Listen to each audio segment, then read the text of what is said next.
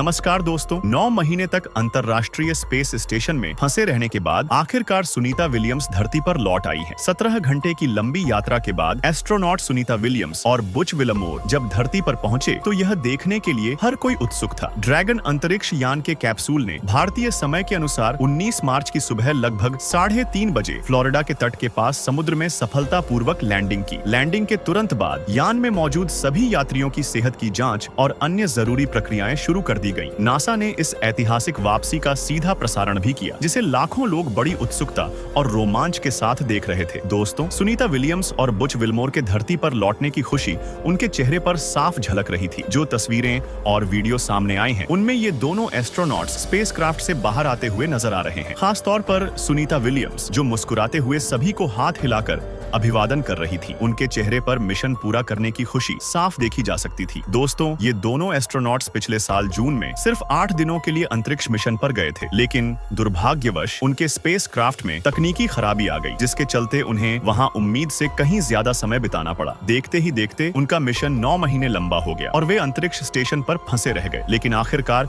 अब उनकी सुरक्षित वापसी संभव हो पाई है। अब सबसे बड़ा सवाल यह उठता है कि जब यह मिशन सिर्फ 8 दिनों के लिए था, तो जाहिर सी बात है कि उनके स्पेसक्राफ्ट में केवल उतने ही दिनों का भोजन रखा गया होगा। फिर जब मिशन 9 महीने तक खींच गया, तो उन्होंने इतने लंबे समय तक क्या खाया? आखिर वहां खाने पीने का इंतजाम कैसे हुआ? सुनीता और बुच ने खुद को जीवित रखने के लिए आखिर कैसे व्यवस्थाएं की? यह वाकई एक दिलचस्प और चौंकाने वाला विषय है। तो दोस्तों, मैं आपको बता दूं कि इस सवाल का जवाब न्यूयॉर्क पोस्ट ने अपनी एक रिपोर्ट में दिया था। 18 नवंबर 2024 को प्रकाशित इस रिपोर्ट में बताया गया था कि एस्ट्रोनॉट सुनीता विलियम्स और बुच विलमोर अंतर्राष्ट्रीय अंतरिक्ष स्टेशन ISS पर पिज्जा, रोस्टेड चिकन और श्रिम्प कटलेट का आनंद ले रहे थे। बोइंग स्टार लाइनर मिशन से जुड़े एक सूत्र ने यह खुलासा किया कि क्रू मेंबर्स को केवल पौष्टिक आहार ही दिया जाता था। एक इनसाइडर स्पेशलिस्ट ने हिंदुस्तान टाइम्स को बताया कि नाश्ते में वे लोग पाउडर दूध, pizza, roasted chicken, shrimp cutlet और टूना खाते थे। नासा की मेडिकल टीम का यह कर्तव्य था कि अंतरिक्ष यात्रियों की कैलोरी की निगरानी और उसका संतुलन बनाए रखा जाए। 9 सितंबर को नासा द्वारा जारी एक तस्वीर में बुच विलमोर और सुनीता विलियम्स को खाते हुए भी देखा जा सकता था। स्पेसक्राफ्ट में मौजूद मांस और अंडे को पृथ्वी पर ही पकाया जाता था और फिर उन्हें केवल गर्म करके खाया जाता था। वहीं सूप, स्टीव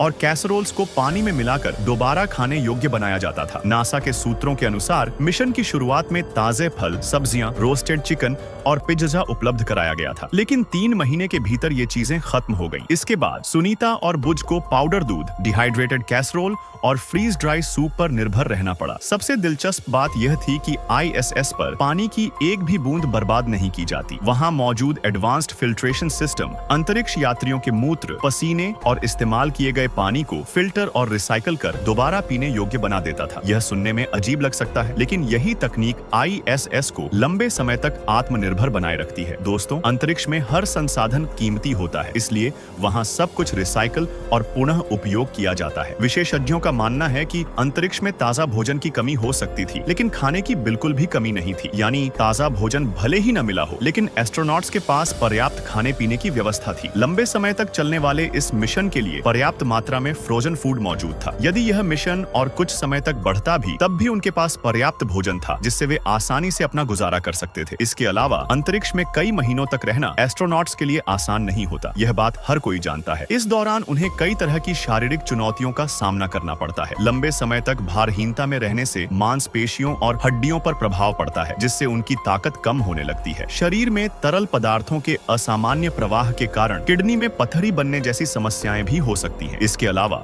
एस्ट्रोनॉट्स को अन्य कई प्रकार की स्वास्थ्य संबंधी परेशानियों का भी सामना करना पड़ता है। हालांकि इन सभी चुनौतियों से गुजरने के बाद सुनीता विलियम्स सफलतापूर्वक पृथ्वी पर लौट आई है। इस कामयाबी को लेकर पूरे देश में खुशी की लहर है, क्योंकि सुनीता विलियम्स भारतीय मूल की है और यह उपलब्धि हर भारतीय के लिए गर्व का विषय है। प्रधानमंत्री नरेंद्र मोदी ने भी उन्हें इस सफलता पर बधाई दी है। आप सुनीता विलियम्स की इस शानदार उपलब्धि के बारे में क्या सोचते हैं? हमें कमेंट में अपनी राय जरूर बताएं।